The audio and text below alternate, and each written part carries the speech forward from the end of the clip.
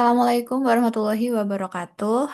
Perkenalkan, kami dari kelompok 23 dengan anggota Citra Galih, NIM akhir 003, Nurmadwi dengan NIM akhir 006, dan Silvi Rahmatika dengan NIM akhir 155. Dan dalam kesempatan kali ini kami akan menjelaskan hasil dari laporan praktikum terkait Visual Comstock. Next.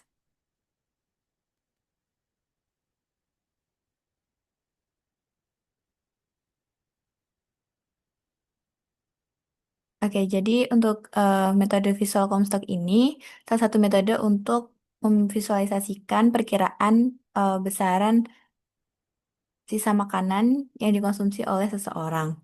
Nah, di sini dalam praktikum kali ini kita menggunakan tiga jenis skala, yaitu skala 4, skala 6, dan juga skala 7. Bisa di next.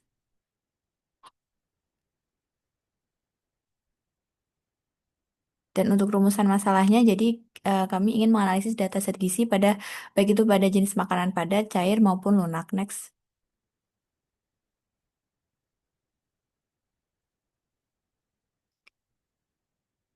Dengan tujuan terlampir, next.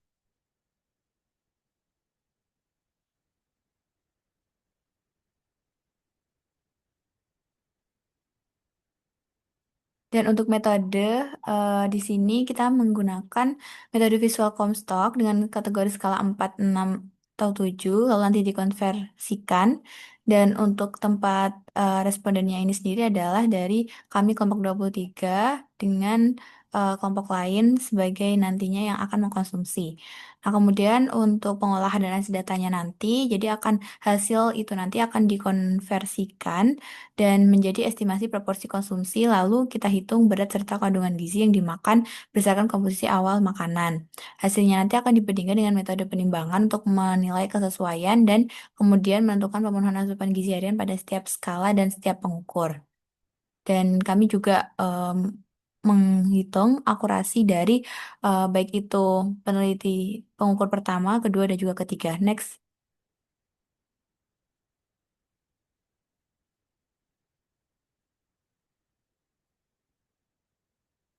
Nah, ini adalah hasil visual Comstock dan perhitungan zat gizi pada 4 skala di makanan padat, dan di sini respondennya adalah NIP berusia 20 tahun perempuan, dan berdasarkan hasil dari visual Comstock ini terlihat bahwa skor dari sisa makannya itu 38,3%, yang artinya masih 61,3% makanan yang tersisa, dan hal itu menandakan bahwa daya terimanya masih cukup rendah. Dan untuk persentase pemenuhan berdasarkan AKG juga masih belum mencukupi dari kebutuhan. Next.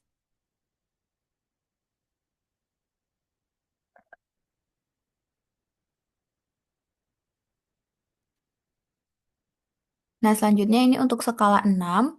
Jadi dengan responden yang sama, di sini didapatkan persentase sisa makanan 30, yang mana juga belum memenuhi daya terima yang baik, jadi masih rendah. Dan juga untuk persentase pemenuhannya masih sama, ini juga masih kurang. Bisa di next.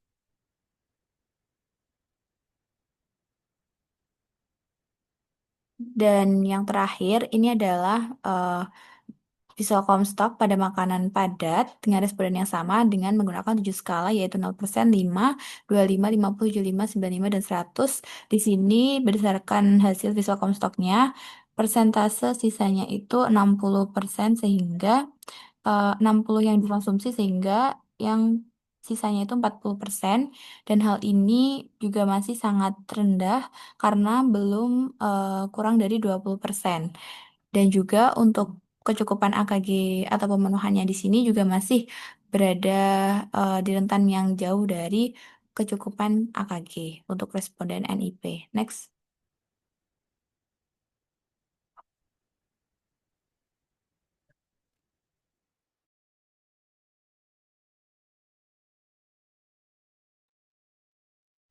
Dan ini adalah dengan metode penimbangan. Jadi makanan ditimbang baik itu sebelum dan juga sesudah konsumsi, sehingga didapatkan berat akhir atau berat yang dikonsumsi.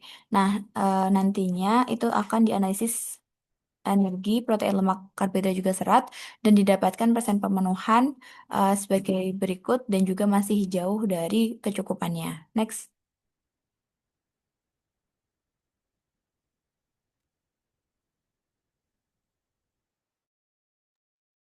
Oke, selanjutnya ada hasil visual stok dan perhitungan zat gizinya berdasarkan skala poin 4, di mana untuk skala poin 4 ini kesimpulan sisa makanannya itu sebesar 67,3%, berarti daya terima makanannya itu juga masih rendah. Sedangkan untuk perhitungan zat gizinya juga sama, persen pemenuhannya belum mencukupi kebutuhan.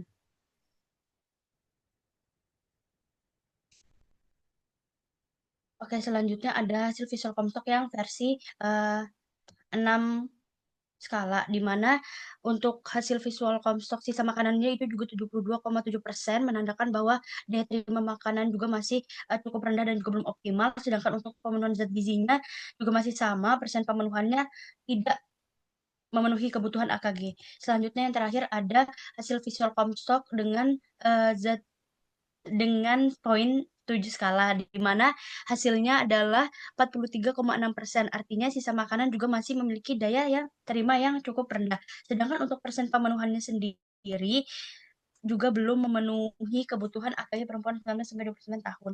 Selanjutnya dilakukan perhitungan berdasarkan Wake Food Record, di mana persen pemenuhan dari energi, protein, lemak, karbohidrat juga masih belum memenuhi kebutuhan AKG perempuan 19-29 tahun.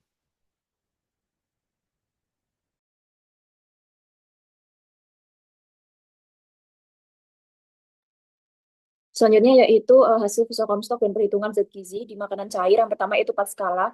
Jadi pada hasil visual Comstock 4 skala ini mendapatkan total nilai 6 dengan skor persentase 40%, yang artinya makanan ini masih memiliki daya terima yang rendah, dan untuk pemenuhan dari zat gizi juga sepenuhnya masih belum memenuhi. Next.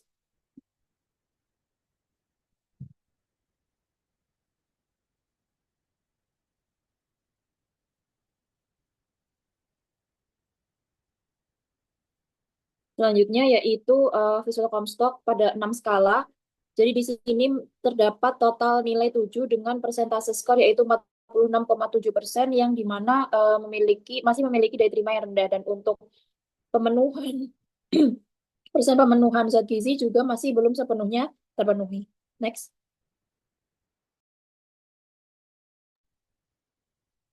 Selanjutnya yaitu hasil visual Comstock dan perhitungan zat gizi pada 7 skala. Jadi pada 7 skala ini mendapatkan total nilai 10 dengan persentase skor yaitu 66,7%, yang artinya juga masih memiliki daya terima yang rendah, dan untuk persen pemenuhan zat gizi juga sepenuhnya masih belum terpenuhi. Next. Nah, selanjutnya itu perhitungan dengan weight food record, yang dimana pada persen pemenuhan itu sepenuhnya masih belum terpenuhi, belum mencukupi AKG, sehingga masih dikatakan kurang. Next.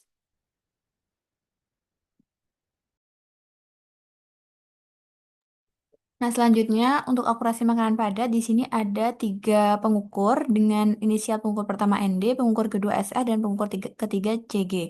Nah, di sini diketahui baik itu pada 4 skala, 6 skala, dan 7 skala, di mana masing-masing ini untuk 4 skala dia lebih overestimate karena jauh di atas 100% untuk keakuratannya. Untuk 6 skala ini ada yang under estimate dan juga ada yang sudah 100 untuk keakuratannya, dan pada 7 skala ini eh, responden juga sudah cukup baik untuk keakuratannya karena tidak jauh dari 100%. Next.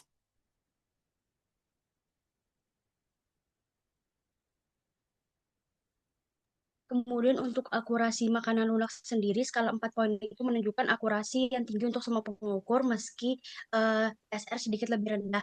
Kemudian pada skala 6 poin, akurasi untuk SR sendiri,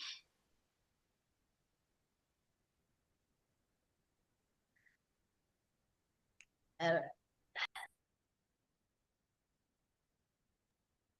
akurasi untuk SR sendiri sedikit lebih rendah pada skala 6 poin. Kemudian cukup jauh mencenderung underestimate, sementara ND dan CG masih stabil. Sedangkan untuk skala poin 7 menjadi yang paling konsisten karena semua pengukur mencapai akurasi yang tinggi.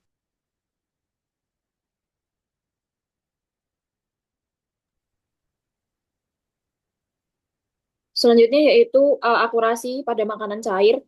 Jadi pada 4 skala semua pengukur ini masih overestimate, pada 6 skala juga masih overestimate, sedangkan pada 7 skala untuk pengukur 1 dan pengukur 2 ini underestimate, sedangkan pengukur 3 overestimate.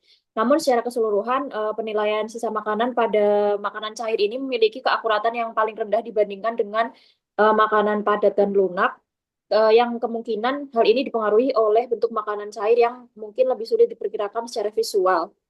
Next.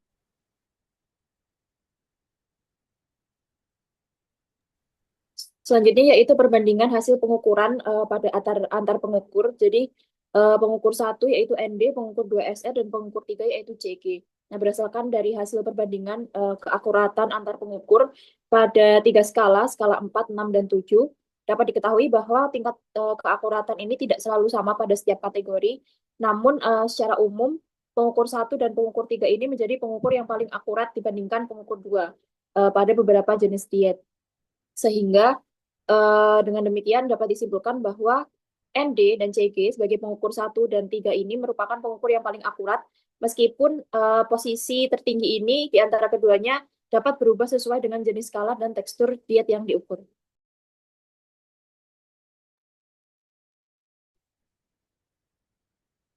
Nah, berikut adalah gambaran untuk diagram batangnya.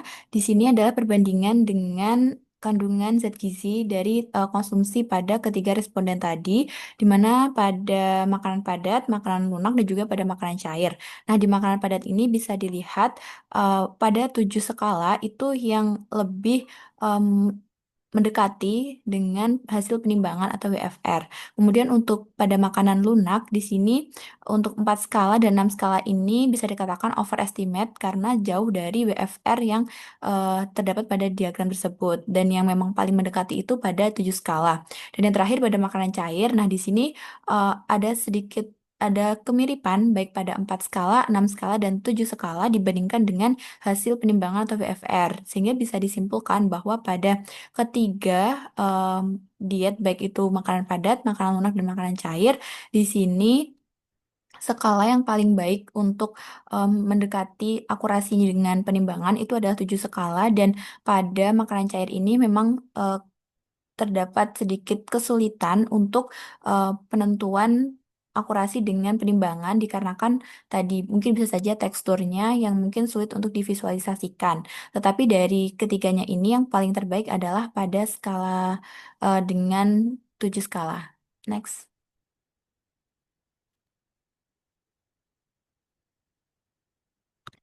Nah, ini adalah lanjutan dari eh, diagram tadi, di mana untuk persentasenya di sini bisa dilihat untuk makanan padat, lunak, dan juga cair, di mana pada 7 skala ini memiliki nilai yang mendekati dengan WFR, baik itu bisa dilihat pada energi 30,66% dengan 32,09%, kemudian yang mendekati kembali itu juga pada serat, di mana pada 7 skala ini 22,30%, sedangkan pada penimbangan 22,26%.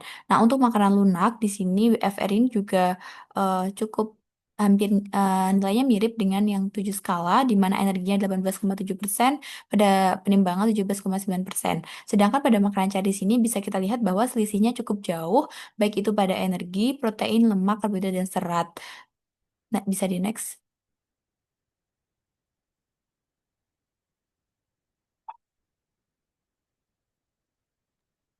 Baik, selanjutnya ada kesimpulan di mana penilaian sisa makanan dengan visual contour yang sudah kami lakukan pada makanan padat, lunak, dan juga cair itu menunjukkan sisa lebih dari 20% pada setiap skala. Ini menandakan bahwa daya terima masih rendah.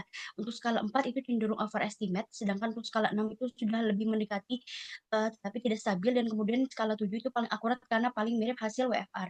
Kemudian pada makanan padat sendiri ketiga skala itu cukup dekat dengan WFR, namun skala 7 itu yang paling mendekati terutama untuk karbohidrat dan juga serat. Sedangkan untuk skala 6 itu kadang overestimate pada lemak tertinggi. Kemudian makanan lunak untuk semua skala itu lebih dari WFR.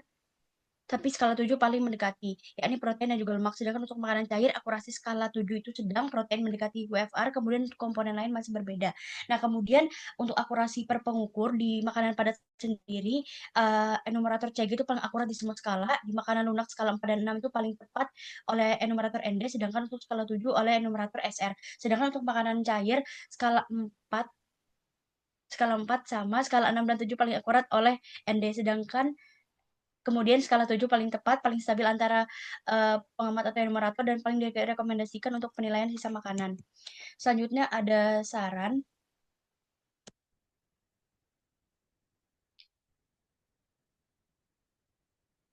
di mana yang pertama lakukan pelatihan kepada enumerator atau pengamat agar hasil lebih konsisten dan tidak jauh berbeda antar enumerator. Kemudian gunakan skala 7 sebagai standar utama dalam penilaian visual Comstock kali ini karena akurasinya yang paling tinggi dan stabil antar pengukur. Kemudian gunakan panduan visual contoh porsi agar pengamat lebih mudah menerima sisa makanan.